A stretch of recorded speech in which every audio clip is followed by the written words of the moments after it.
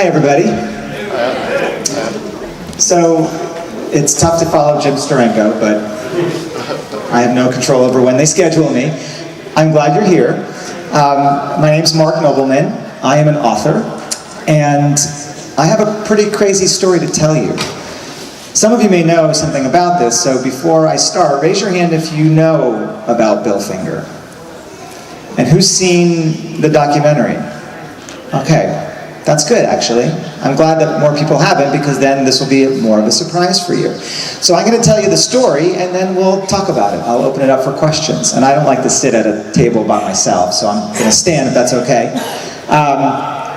So as an author, I've had the honor of going around the world to talk about this, and that includes Tanzania and India and Hong Kong and Vietnam and Guatemala and Peru. And everywhere I go, speaking English, I don't speak any other languages, I show that symbol. And as you probably know, it transcends superheroes, it transcends fiction. It's become a myth in a way. I mean, when I got to Thailand, I was in a small, remote part of Thailand, and the taxi driver had a Batman logo on his rear view mirror. I mean, the character is everywhere. So, the back cover of my book about Batman has only one line on it. Batman's biggest secret is not Bruce Wayne. And his biggest secret may come as a surprise to you. You probably think you know what you're here for, but his biggest secret is actually this. Batman wears Superman boxers. I'm not supposed to talk about it, so I'm going to move on to what I am qualified to talk about, which is this. The Batman credit line. Since 1939, it was the same, all along. Batman created by Bob Kane. Bob was a cartoonist. Here he is. And here's the thing about that credit line. It was never true. There was someone else from day one. His name was Bill Finger. His name should be on every Batman story too. Bill wrote the first Batman story, and hundreds more, for 25 years. Yet in all that time, they put Bill's name on a comic as co-creator or even as writer exactly 0 times. Because Bob Kane said, I did it by myself. And he said that a lot, and people believed him. So, things changed in 1965, when a fan named Jerry Bales, one of the fathers of fandom, figured out that it could not be just one guy writing and drawing every Batman story every month for a quarter century. It's just not logistically possible. So he did some detective work of his own. He found out that lots of people were working on Batman without credit. And the name he saw the most was Bill Finger. So Jerry found Bill, asked for an interview, which would have been the first time ever, because the public had never heard of him. So Bill said yes. And for the first time on record, Bill Finger told the truth about how Batman really began. He did not say nasty things about Bob. He simply said what he did on Batman. But by saying what he did, it became clear how little Bob did. So when Bob heard about that, he was not happy. He wrote a 6-page letter, which you can now see online, in which he said, I, Bob Kane, am the sole creator of Batman. I told you that already. So, Bob was saying that Bill was lying, when the truth was the other way around. So this is a cultural tragedy. Now, a lot of things are going on in the country at the moment that make things like this not seem as weighty. But I'm not saying those things aren't important. This was my mission for years, was to try to correct this cultural wrong, because so many of us are here because of the work that this man did. And for him to go through his whole career without the chance to come to a con and meet fans and know that they liked his work and appreciated his work is, for me, is devastating and inexcusable. So, let's start with what Bill looked like. That, of course, is a drawing. I needed to find photos of Bill to give an artist to draw an actual likeness. So I'm going to show you every photo of Bill that I found in my research. And when I say my research, I read everything that had ever been printed that we know of about Bill Finger and Batman's creation. So there was this one, and this one, and that's it. So I was thinking what you're thinking. What? How could the guy behind not only one of the most successful superheroes of all time, but one of the most successful fictional characters of all time, have died with only 2 photos of himself left behind? Also not possible. So I asked experts, comic book editors, professors, historians, where are all the photos of Bill Finger? They all wrote me back with the same answer. Only 2 I've seen. And 2 people said, Mark, only photos of Bill that exist. Which I now know is a careless thing to say. What that really means is only photos of Bill that we know exist. Could be more. Maybe we haven't looked in the right spots yet. So I set out to do that. And from 7 sources over 9 months, I found 11 more photos of Bill. None of which had been published except for this one. So that's Bill in Green Lantern number 1, 1941. Bill Finger co-created the original Green Lantern 2. Bill Finger's name was not on Green Lantern either. That was the only time. And if you zoom in on that photo of Bill, you can see that you can't see. This would not help an artist draw Bill. And the next picture of Bill that I found was even worse. Could be anybody. I found this photo because I found a woman named Lynn, Bill's second wife. Here I am with Lynn. So when I started this project, we knew that Bill had been married to a woman named Portia. We did not know that Bill and Portia divorced and Bill remarried Lynn later in life, which meant I was the first author ever to call in and ask her about Bill, which meant she knew stuff that nobody else knew, which meant my book would have information that no other book has. So, after Lynn's photo, I began to find pictures that were better. There's Bill and Portia, his first wife, 1940s. I'm told it was Cape Cod. There's Bill and his son Fred in the 50s, so it's hard to see Bill in the shadow. There's Fred. This was at the Bronx Zoo. Fordham, right? Here's Bill in the 60s, the one standing. And by now, you're probably wondering if I found any good photos of Bill, where you can actually see the guy, right? Maybe in his backyard, fertilizing the grass, with his shirt off. Well, yes, I did. So, the craziest thing about this photo is not that he is mowing the lawn in his fancy trousers. I mean, my dad wore, ripped jeans, but back in the 60s and the 50s, it was a more elegant yard work pastime. The crazy thing about this photo is where I found it. So Lynn, Bill's second wife, told me that that first photo I showed you was the only one she had. I mean, it was a second marriage, and it was the 60s. It wasn't like people walked around with cameras like we do now. So I understood that. She said, though, her son Steve had a great photo of Bill, and she described that. So I emailed Steve, and he said, I do have that, but I don't know where it is. So I did what writers always do. We ask total strangers to do us a big favor. I said, would you please look for it? I would do it myself if I could, but I can't fly all over the country on a whim because I want to find the photo. I wish that I could. So Steve said he would look.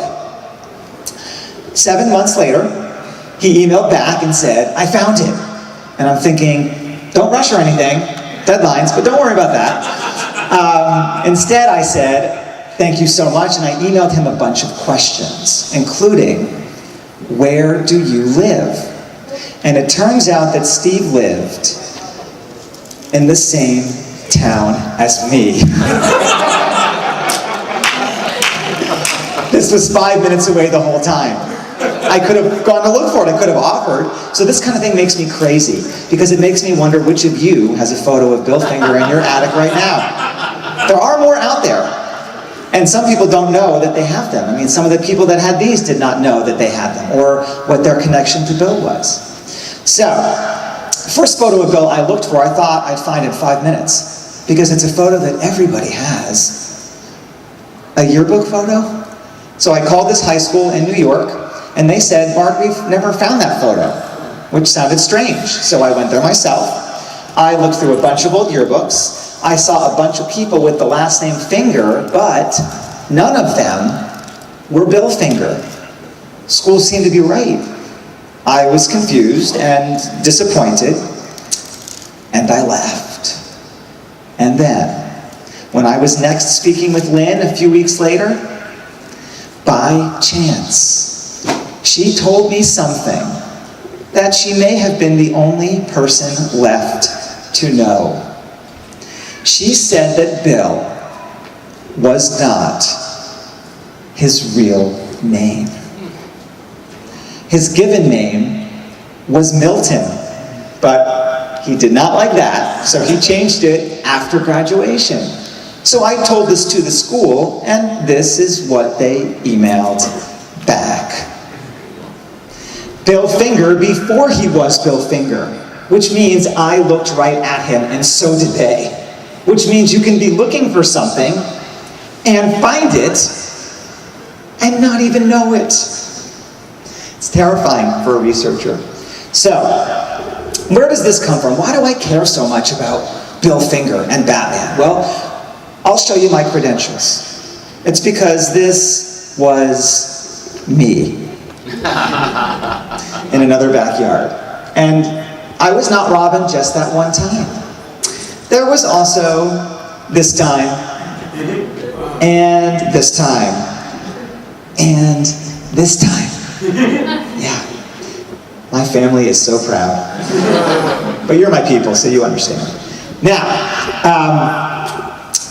it didn't end with dressing up. I also was one of the early Batman fan fiction writers. 1989, right after the Batman movie came out. So I was in high school, and as you can see, I really wanted to make sure that these pages did not come apart. It's 20 staples. And I used to force my friends, most of whom were not superhero people, to read this. And then not only that, in a precursor, I must have been prescient, I had them write comments in the back, predicting the internet, basically.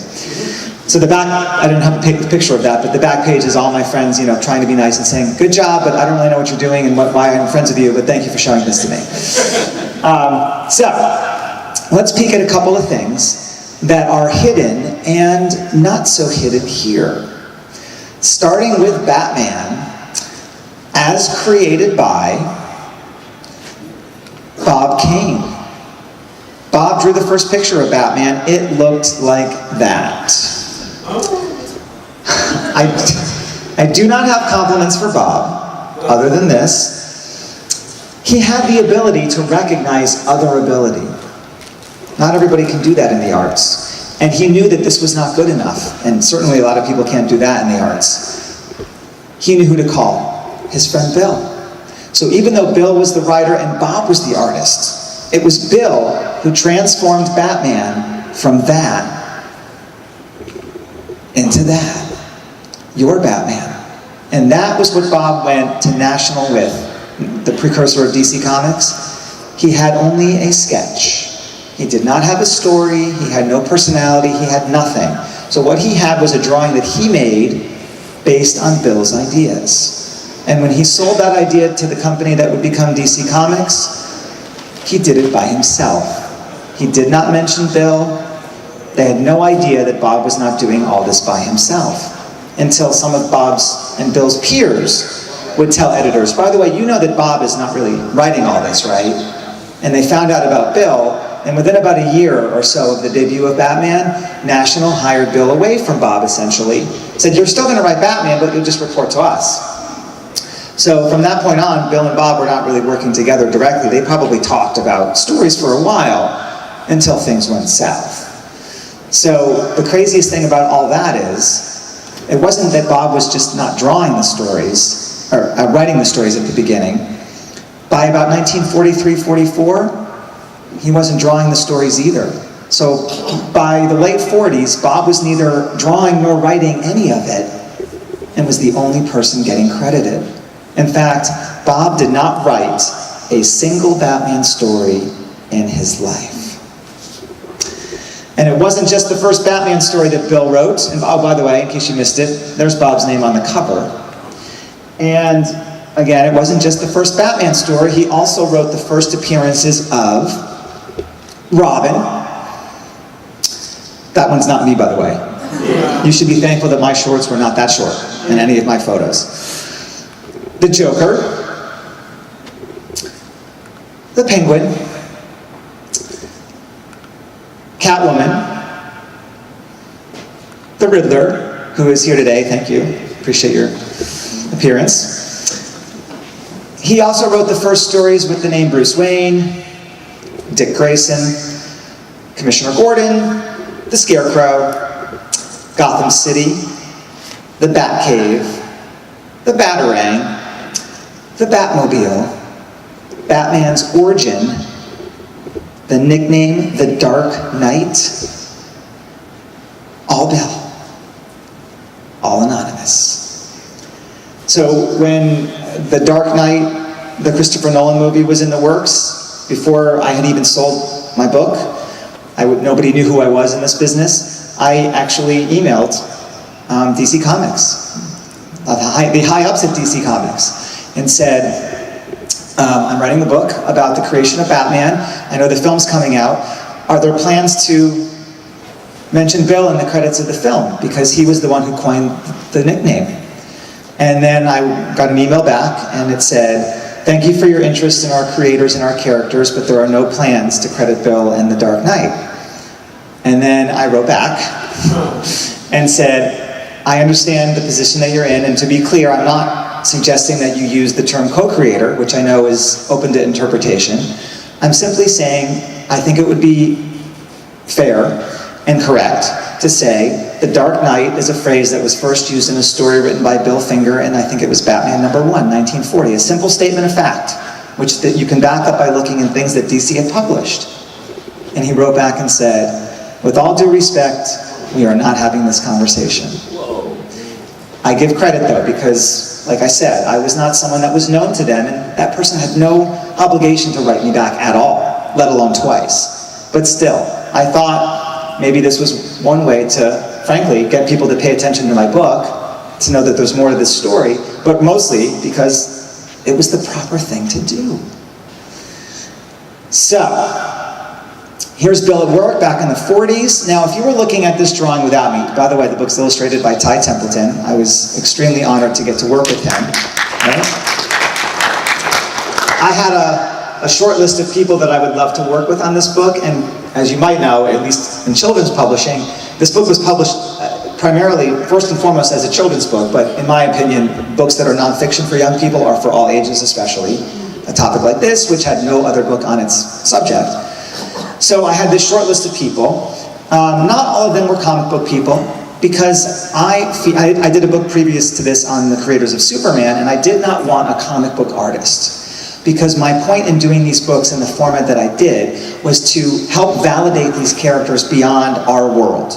They're not just comic book characters. This was, of course, more than 10 years ago, before the non-stop, cycle of movies and TV shows. But still, they were still, pretty popular 10 years ago, but not like now where everybody knows every character that's on TV.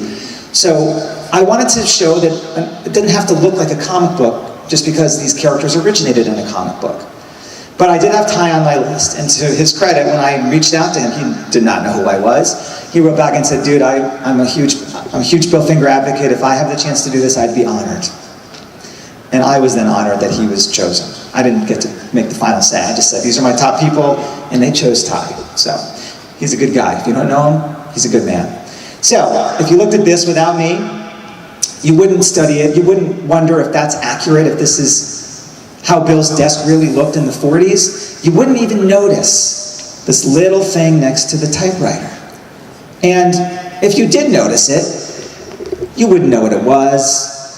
And if you did somehow figure out that it was a paperweight, you would assume that it was just a little detail that the artist made up. Not a real paperweight that Bill Finger owned, but it was a real paperweight that Bill Finger owned. And the reason that I know that is because I own it now. It's an Egyptian-style beetle. It's a scarab. And the reason that I have it is because of a man named Charles Sinclair, one of Bill's longtime friends and sometime writing partners. In fact, the only time that Bill got credited for a first-run Batman story in his life was not in print. It was for the 60s Batman TV show. He wrote a 2-part episode about the Clock King, and his writing partner was Charles. And there was an absolutely heartbreaking story about that, which I'll get to at the end. But for now, I didn't think I'd find Charles still alive, to be honest. And then if he was alive, I didn't think I'd find him, because if you Google Charles Sinclair, you find about 1/8 of America. So I didn't know where to start, but by freakish chance, I just started calling the Charles Sinclairs in New York, and then I was going to move on to California. The first one I called in 2006 was the right one. But it saved me a lot of time. But it wasn't so easy for other people I looked for, but this was a good one. Now, the first time I met him in person in Brooklyn, he took out that, sorry, it's not a great, it's a dark photo, but the first time I met him, he took out that paperweight. He said, "Mark, this is one of the only things that Bill owned that still survives, and I'd like to give it to you." And I said, "Charles, I would love to have that, but I cannot accept it. He was your best friend." And Charles said, "Mark, I can tell that you will take good care of it." So when he put it like that, how could I say no?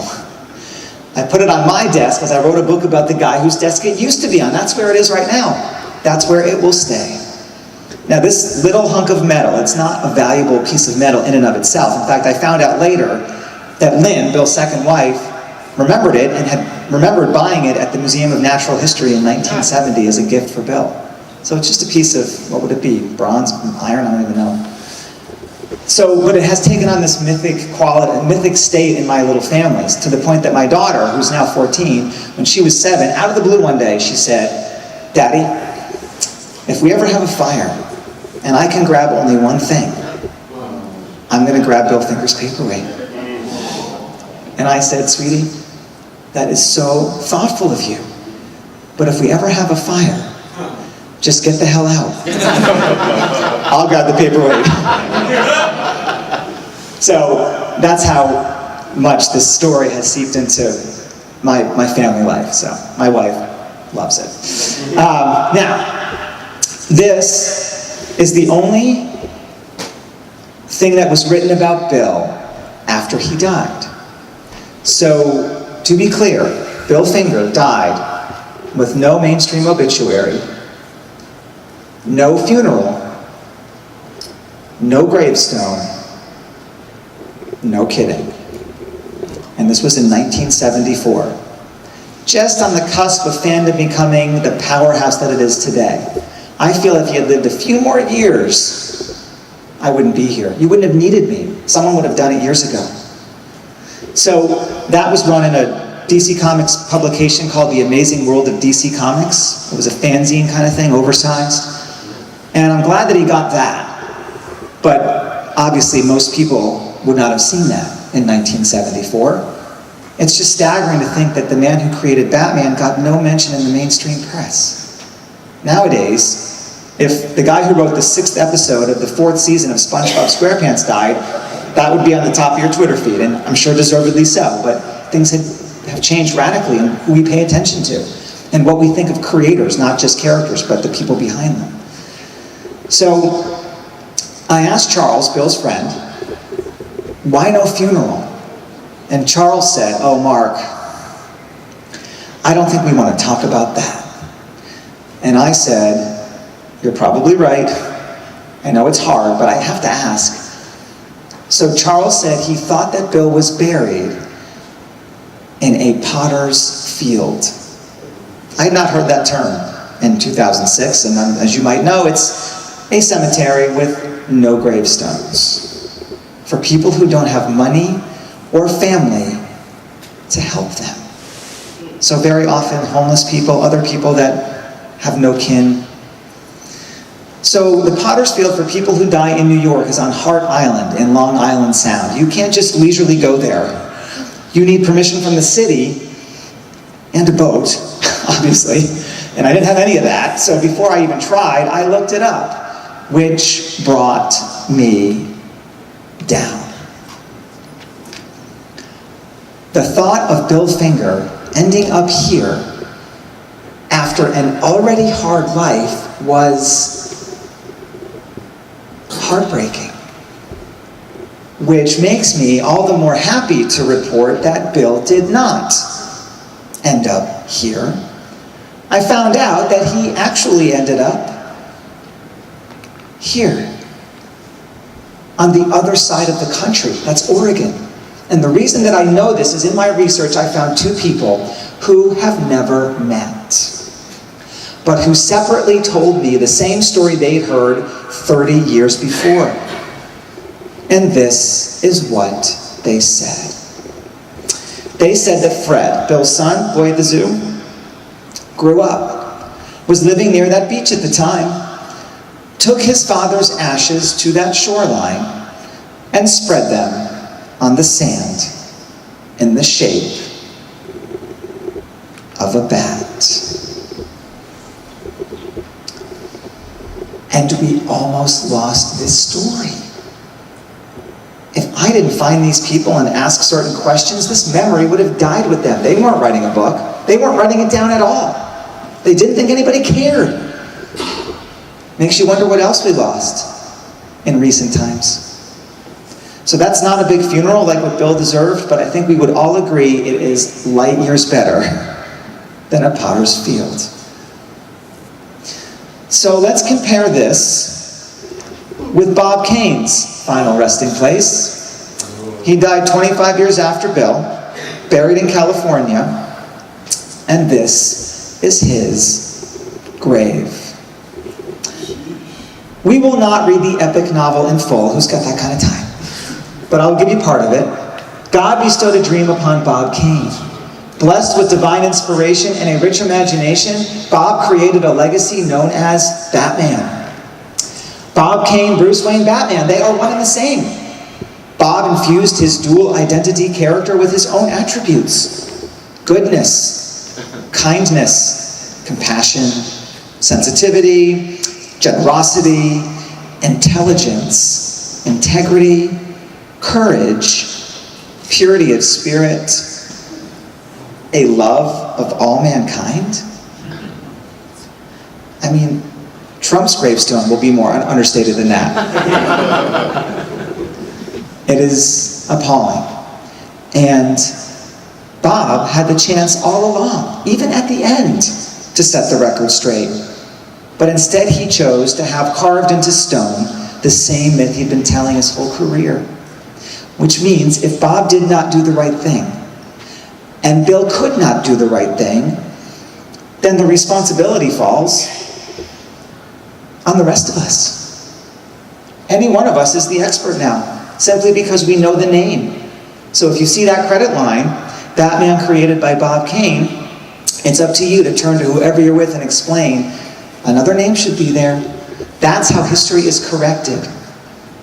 Doesn't matter what writers write if readers don't read. And we're all here because we're readers. So this effort that I started alone ended up becoming an army because of readers and fans. And this story that I just told you used to end right here on a pretty big downer. And I did my best to be hopeful because I am an optimistic person, and I don't think I would have even started this if I didn't think there was a chance of correcting this. So let's talk about that for a minute. This is the back page of my book, last page. From Milton to Bill, from salesman to Batman, from secret co-creator to unsung legend, Bill's most important story was not one he wrote, but the one he lived. Will his name ever be added to every Batman story? Batmanians are keeping their fingers crossed. And I can get away with puns because Bill did. It's my tribute. So, as you see, that's 2 years before the 75th anniversary of Batman. And a lot started to happen. A lot more people started to talk about Bill Finger and give me a platform to talk about Bill Finger. I did a TED Talk. I appeared at San Diego Comic-Con in 2014 with some pretty high-powered people talking about Bill. I didn't think anybody was going to show up. Who goes to Comic-Con to hear the depressing backstories? You come here to escape, right? But to your credit, as fans, people do show up for these stories. And I was on Kevin Smith's podcast, Fat Man on Batman. Huge honor. In fact, Kevin, I did not know before. I knew some of his movies, but I didn't know him. And I give that guy huge props. He has, polarizing perception, I think, among people. But for me, he was nothing but a grade A class act. I told him that I wanted to get Bill a Google Doodle for his 100th birthday, which was 2014. I told him through his people. Within a day or so, somebody responded and said, Kevin wants you on the podcast this week because we know that the birthday's coming up. We want to give it the time to possibly work. So within 2 days, I was doing his podcast. So, after all that, things changed. But it all started with this guy. Recognize him? Fred, Bill's son. Recognize that hill and beach behind him? You've been there.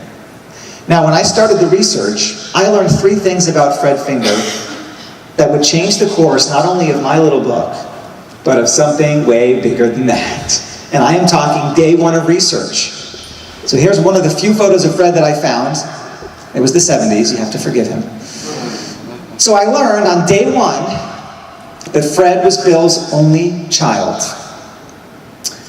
I learned that Fred was gay.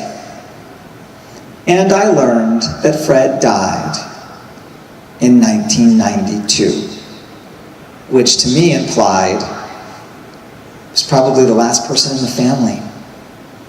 So I wrote a book about this. I travel the world to tell the story, but if I want to change that credit line or have a shot at it, I need to do more than that. I needed to find an heir. I need family. And it looked like I was 15 years too late. So you can imagine my surprise when I discovered that in 1976, 2 years after Bill died, his son Fred had a daughter. Bill's only known grandchild. Her name is Athena. She could do legally what no one else could.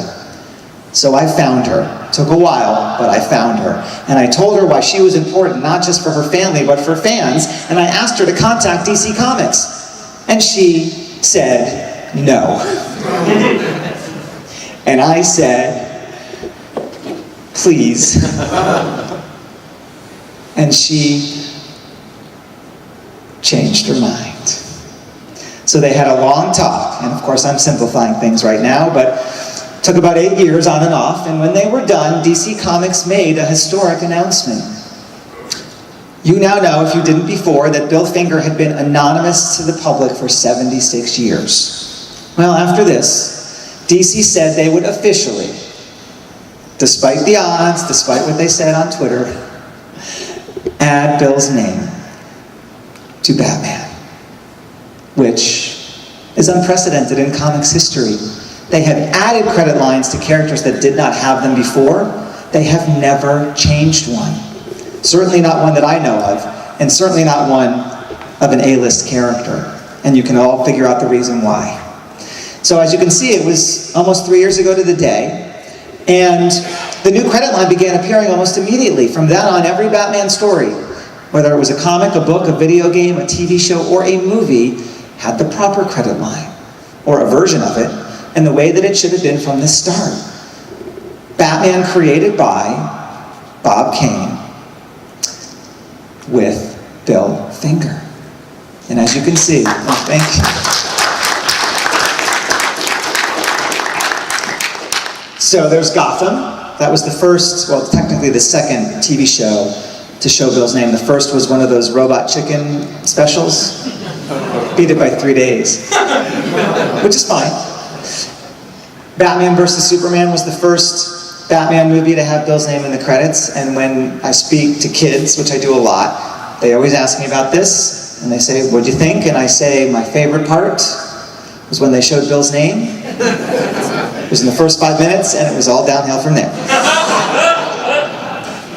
So, and there's a close-up. So, people say to me, are you bothered that it's with Bill Finger? Are you bothered that his name is second? And to be honest, no. Because for 76 years, we thought his name would never be there at all. I'm not going to get too particular about it. Not that I have any say, of course. But I am just thrilled beyond words that this happened. So it's a very interesting position to be in, to fight for something. This took 9 years of my life. And to be completely surprised when it happens. I had never mentally prepared for it to happen. I was just so go, go, go, nose down, full court press, just not stopping, talking about it to anybody who would listen. And then when it actually happened, for the first time I was speechless. So this was really heartening in the comics community to see the reaction that people had. So people that I don't know. So happy. I read this at work and almost cried. Thanks for your efforts, and thank you, Bill. On my honeymoon in Mexico from Ireland, just saw the news. Thrilled for you, Bill, and the Finger family. I'm pretty sure one person who wasn't thrilled was his new bride, whose husband is tweeting about Batman on their honeymoon. But I'm so happy to get these messages. And then Kevin Smith, you did it, Mark. You got justice for Bill and righted a lifetime wrong. You are Batman for Bill, which of course is extremely humbling. To be clear, this was a group effort. I started this process by myself, but I was not the first to start it. Jim Steranko, who was in here before, was one of the only people to interview Bill. And there were other people that started this campaign and then for various reasons couldn't keep it up. I mean, it was a pretty crazy, obsessive thing. I don't blame anybody for not doing it to the end. It was very, very all-consuming. Mike W. Barr, who's downstairs right now signing, creator of Batman and the Outsiders. He lost his job because he said Bill Finger should be credited back in the 80s. Or he was a freelancer, so his work dried up after he pushed for that. So in my mind, he's one of the heroes in this story, as are many others. Then took a more surprising step. They made a film about this. And I did start this ball rolling before I even had a book contract. We had started to develop a documentary. I was just trying any way possible to get the story out there. That attempt imploded, and then we started again a few years later. So the first attempt started in 2008, collapsed in 2009, sold the book in 2010, started up another version of the documentary in 2011. It collapsed the same year. The book came out in 2012. Credit changed in 2015. Same day, the filmmaker said, let's get going. Let's make that movie. And Hulu said yes right away. They totally saw the vision, and the film came out last year. It's the first documentary ever based on an illustrated nonfiction picture book. So again, a book that looks like a children's book on the surface, but in my opinion is for all ages. So if you've had enough of me today, do not watch this. It's 90 minutes, it's a feature, and you're going to get some of the stories that you heard here, but lots more that you didn't, and you're going to hear from a lot of other people, including some of the gods of the industry. Jerry Robinson, who was one of the first ghost artists on Batman and the co-creator of the Joker and Robin. Carmine Infantino, who drew the first New Look Batman in the 60s and then went on to become publisher of DC Comics in the 70s and was the one who allowed them to publish that obituary when everybody else was told, don't talk about Bill Finger. So those guys are also heroes in my book in this story. And they were two of about 9 golden agers that I found in my research and had the privilege to talk to. They all took time to talk about Bill, and don't be fooled by their age. Just because they were in their 80s does not mean that they were waiting for something to do. They were all still busy. Jerry Robinson, in the time that I knew him and was talking with him, I feel like he had at least 2 interviews every single day. That's how in demand he was. And he always would take time for me. He never said, Mark, I gotta get going. He even sometimes called me when he remembered something about Bill. And he did that for nothing for himself. It was simply because he believed in his friend and wanted his friend to get credit. So all 9 people that I found and interviewed have since died. That was one of the reasons this was so urgent, because the golden age was dying. The hourglass had been turned over long ago, and I knew that if I didn't get to them now, there was no second chance.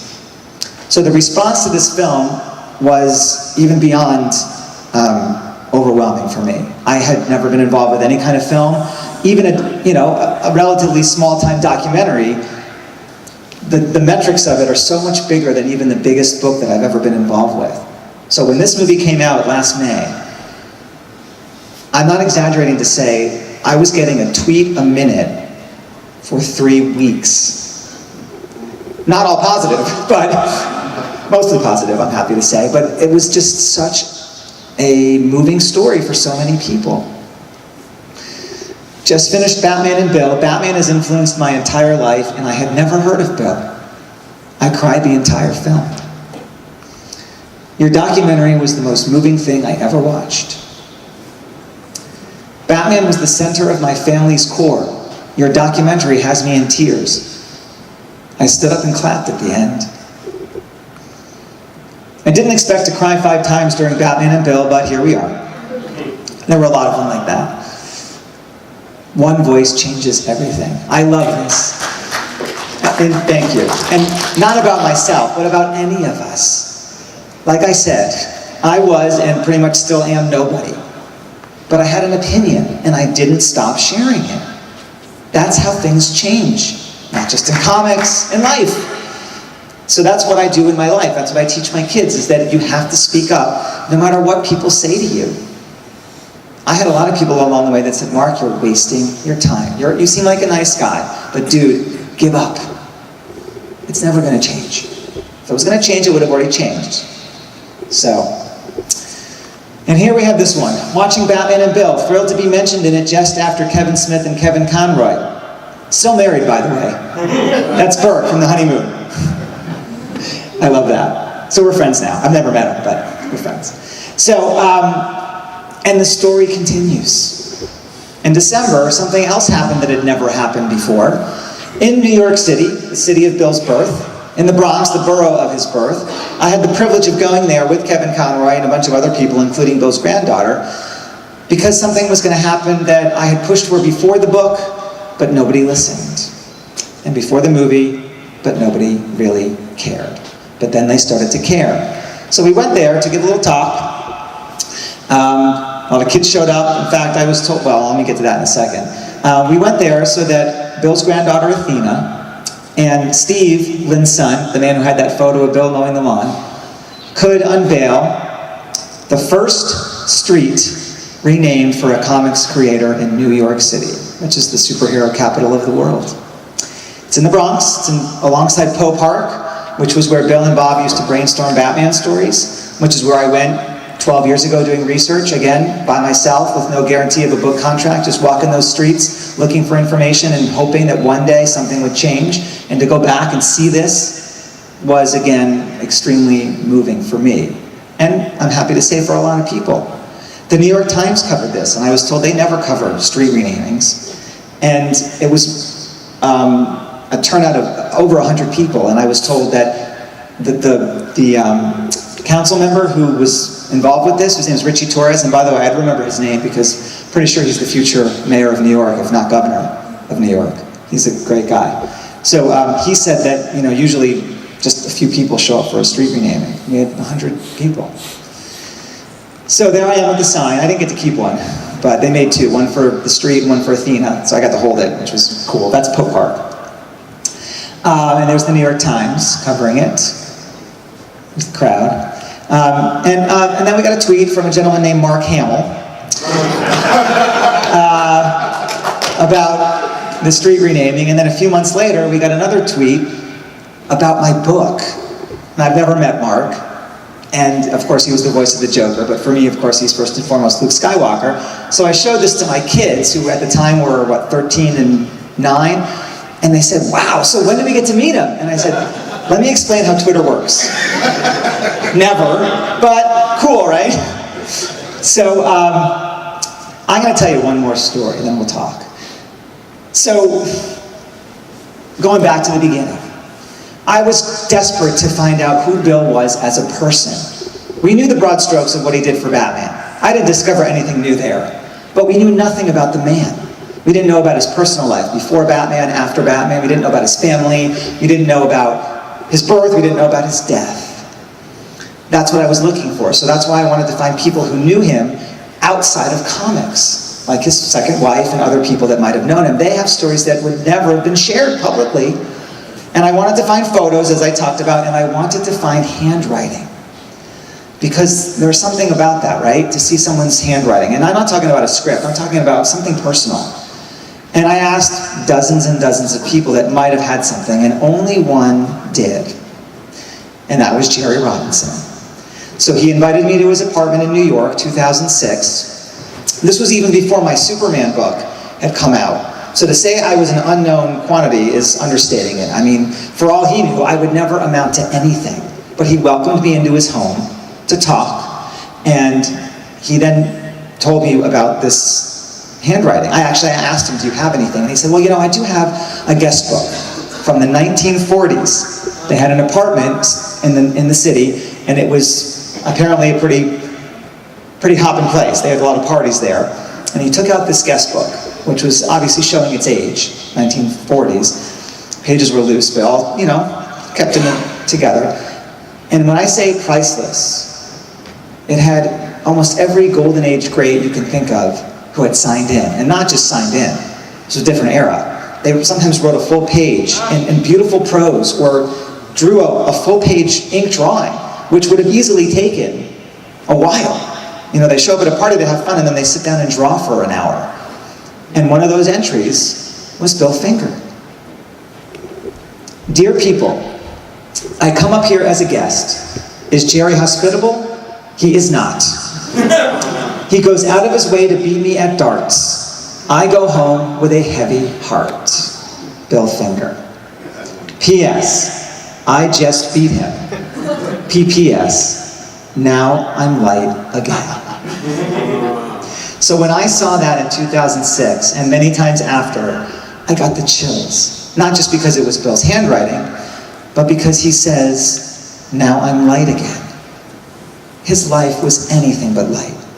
Now, he didn't suffer in the way that a lot of people are suffering, in serious medical ways, of course, or in other ways, but can you imagine what it did to his psyche to see this character become what it became and him die alone with nothing? So he was not light, but he put on a good act. Now, when I was in Jerry's apartment, this was pre-iPhone, but I wanted a copy of this, and I was very nervous. He was nothing but nice, but I was still nervous, and I said, is there a way that I can get a copy of this? And he said, I have a little copy machine in my home office. So we went in there and we made a copy. And then fast forward 4 years, I sold the book, and I said, I'd love to have this in the book, because it's the only example of his handwriting that we know of, besides isolated signatures. So my editor said, sure, we can do that. Just, would you ask Jerry for a better quality copy? We need high res.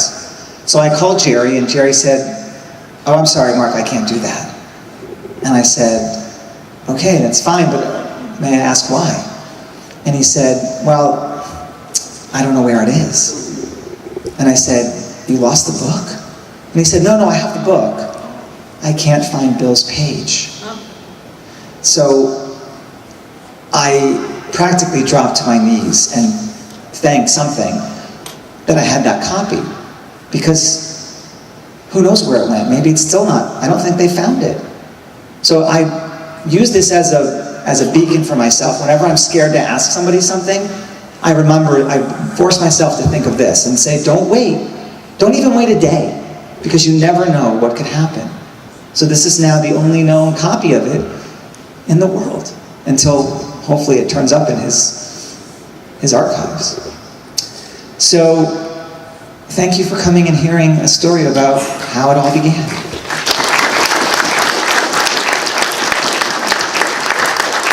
Thank you for that. Yes? You live in Montgomery County? Yes. Do you ever go to Big Planet Comics? I'm a customer, yeah. Oh, okay. I'm a regular. Yeah. The one in Bethesda. Yeah, I was just curious. Yeah, I grew up in Silver Spring. Yeah, and Big Planet is in the movie. Oh, We shot a scene there. Oh, okay. I thought it was there because I saw the documentary. Yeah, it's in the first, it's in the first 7 or 8 minutes. Oh, cool. Yeah, Big Planet Comics. Thank you to Joel Pollack. Yeah.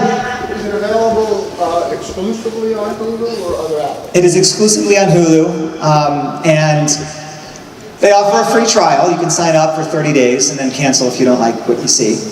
But it's never going to be, they tell me it's never going to be released any other way. It's the new, sorry? Did Hulu help fund the production? Yeah, they did. They produced it.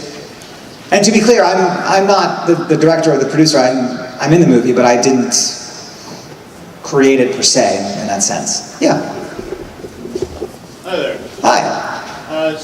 First and foremost, I want to tell you, I've been following ever since Batman on Batman, ever since I did that interview. And I remember trying to get the Google Doodle made. I actually tried to spread the word myself. Thank you. I did like an interview and basically talked about Bill Finger and urged the Google Doodle. Unfortunately, it didn't make it that year, but I think eventually it... No, they never did it.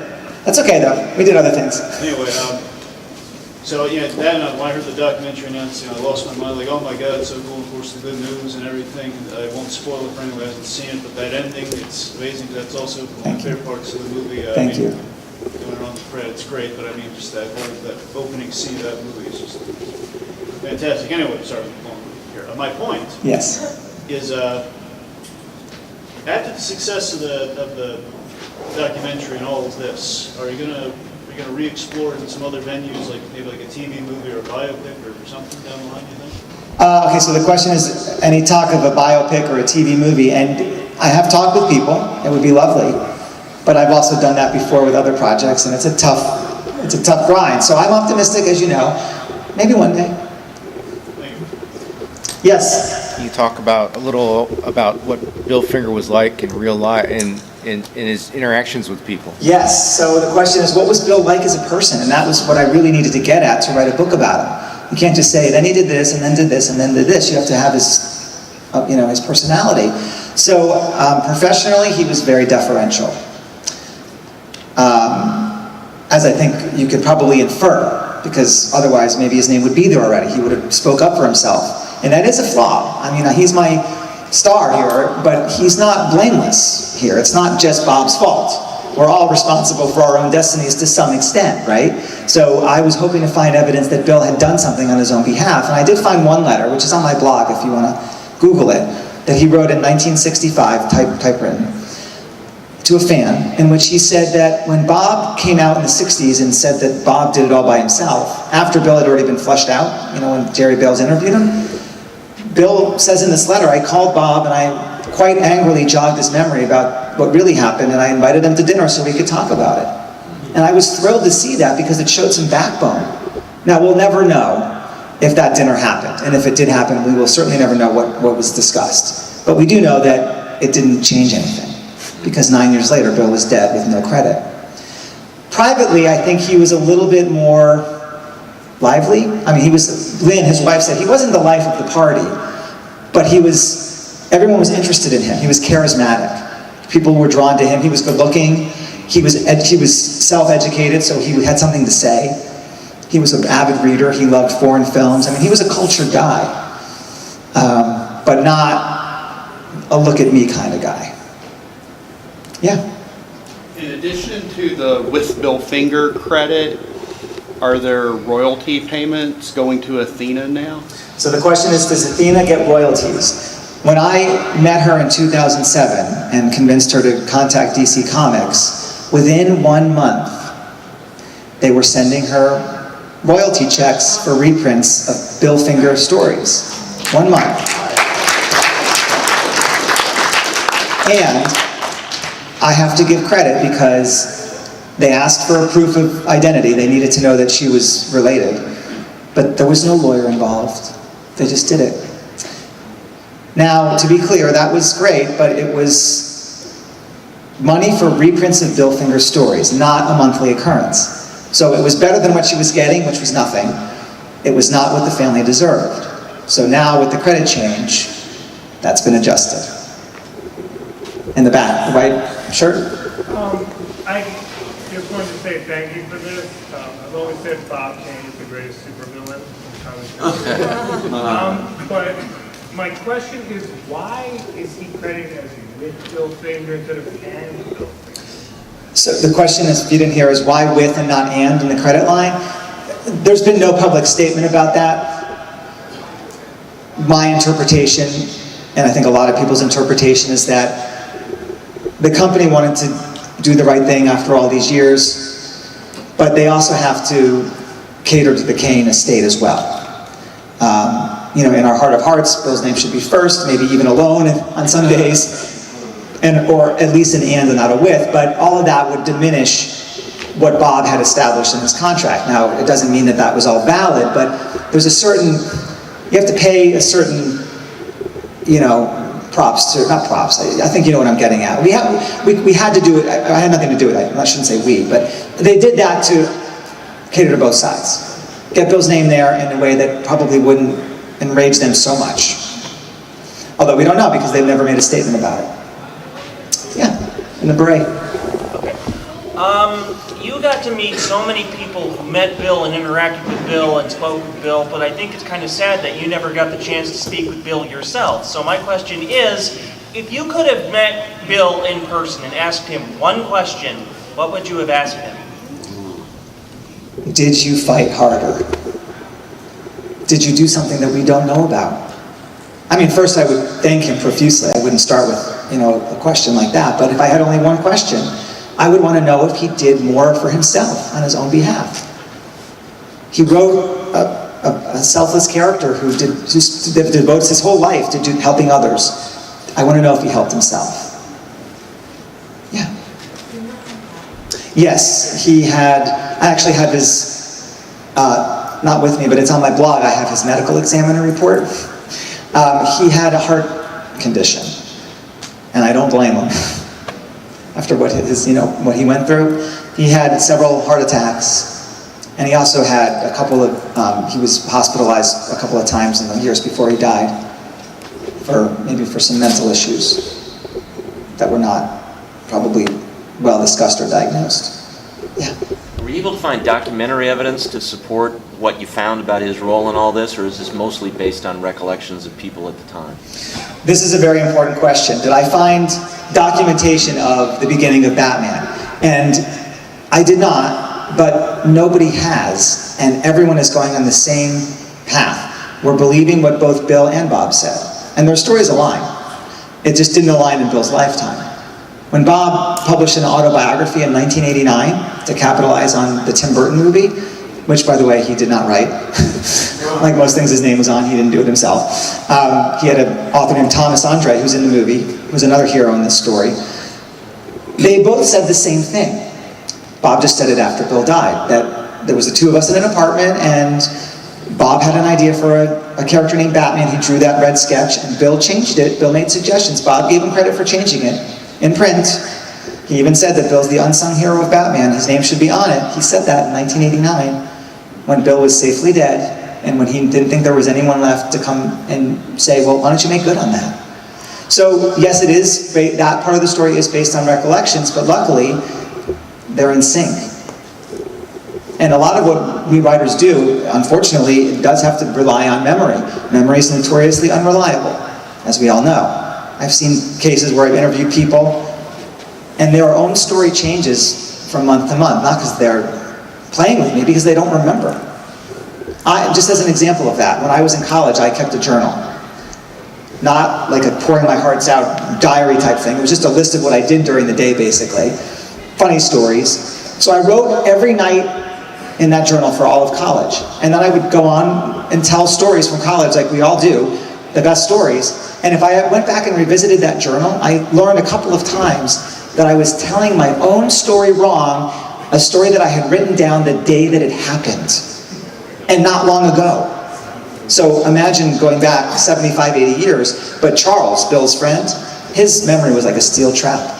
I would say to him things like, I know this is a crazy question, Charles, do you happen to remember what day Bill died?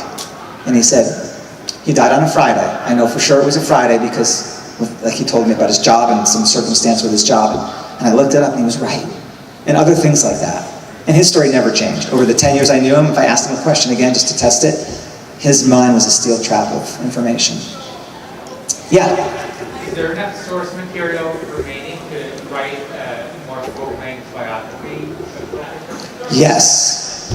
And you can get in line to tell me to do it. A lot of my friends are doing that. I don't know if I have the strength, actually, but there is. There is material. Yes? Any reaction from the Canes? There's been only one public reaction from the Kane family in all of this, and it was not an official statement. I was interviewed on NPR after the book came out, and they posted that clip online, and then people commented, and one of the people was Bob's niece, a woman named Bonnie, whom I'd never heard of. Her last name is not Kane. And she wrote, "I would like to know where Marc Nobleman is getting his facts." And you're not supposed to engage, right? But I wrote back. And I said, because I don't mind if you say my book sucks, and I'm a terrible writer, and I'm a terrible dresser, and I'm a horrible person, but don't challenge my facts. So I wrote back and said, you tell me what fact you want a source on, I'm happy to cite it. I wasn't trying to be provocative. I was just saying, I'm happy to tell you. And I also said, some of the facts came from your uncle's book. And then she wrote back and said, how dare you call my uncle a liar? And I said, Bonnie, to be clear, I didn't know Bob. I hope he was a great uncle. I hope he was a great dad and a great husband and a great son. But professionally, he did these things, and I cannot respect him for that. And I'm sorry to say, but a lot of people that have heard this story cannot forgive him for that. So they took me off their Hanukkah card list, and that was the end.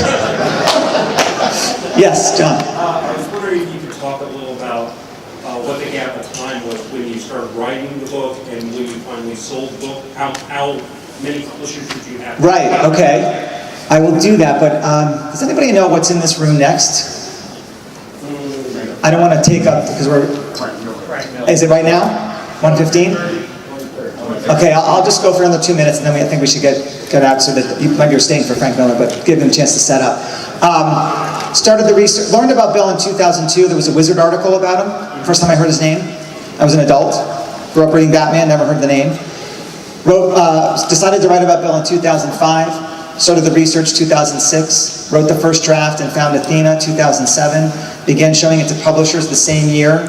I was rejected 34 times for that book by people saying, well, I love Batman and my son loves Batman, but I just don't know who the audience for this is. And I'm thinking, okay, well, you, your son, and the billion people that read Batman and watch the movies every month. I mean, that's not, I shouldn't have to explain that, but didn't sell the book until 2010. The book came out in 2012. Credit changed in 2015. Documentary came out last year. Street Sign was last year, and here we are. Yes?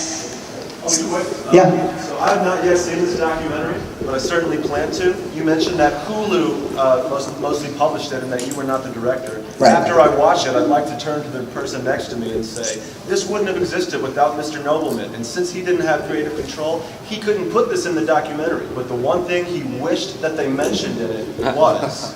Oh, wow. I was extremely pleased with how they did it. And it was a hard movie to make. This was such a deep dive. And the filmmakers grasped it. I mean, there's a lot of characters in this story. And to keep it all straight and to go beyond that and look for more information, I mean, they did a lot that they didn't have to do. So let me think. I mean, there were some stories that I thought should be in there. I'll tell you one, very brief. So Athena went to the premiere of The Dark Knight. And she was invited by DC Comics. And she met Bob's widow, Elizabeth Kane, whom I've never met. And when the two were introduced on the red carpet, someone introduced Athena as the granddaughter of Bill Finger, and Elizabeth turned her back and walked away. So I thought that should be in the movie, because I'm not trying to vilify people, but that did happen, that was documented, and I thought that shows that even unto death, this is the myth that's perpetuated in the Kane family, and what, you know, probably DC Comics was up against in trying to change this. So again, I don't know her as a person, but that did happen, and I thought that spoke volumes about what Bob had established. Yeah. So, okay, until they get the hook out. Yeah. At the beginning, you mentioned that Bill Finger had something to do with the origin of Green Lantern. Yes. Is there a movement or a campaign for him to get credit for that as well? The question is, any movement on getting Bill credited on Green Lantern? So this was the Alan Scott Green Lantern, the Golden Age one, Justice Society, who doesn't headline a comic. I don't know if that will happen. If I had to choose Batman or Green Lantern to get credit, I would choose Batman. I think we all would, just because that character's so much more pervasive, but he does deserve to be on that comic if they ever gave him his own series or any kind of series that he's just, and they should do that. But not that I know of at this point. I think that might, the way that the legality works, I think that might have had to have been a separate conversation. That's how I understand it, but I'm not a lawyer and don't quote me on that. Yes? I am a lawyer, and I just wanted to comment on some of the things you're saying. Not to make Bob Kane be such a great person, I think he did have the foresight to have a better agreement with DC, that his heirs and stuff get more recognition. Or because people like Bill Finger or Jerry Siegel and Schuster and Jack Kirby run into the problem where their estates have to fight years later and fight an uphill battle against DC or Warner Brothers or whatever, Marvel, to get recognition. And I know the Kirby estate is trying that now or have in the last 5 or 6 years, and they've lost in appellate courts and stuff like that. And it wasn't for people like Neil Adams who pushed, for Jerry Siegel and Schuster to get recognition, when the Superman movie came out in the 70s. Right. Yeah. Well, yeah. I to some extent agree. I mean, Bob had the foresight. What he really had was he took good advice. It wasn't his original thought to do this. It was people that were older than him that advised him from a business perspective, which is fine. But where it becomes a different story is in the 60s when Bill was flushed out. And again, like I said, he didn't come forward and say, look at me. Someone coaxed him out. And Bill just told the simple truth that he was there too, and Bob publicly humiliated him.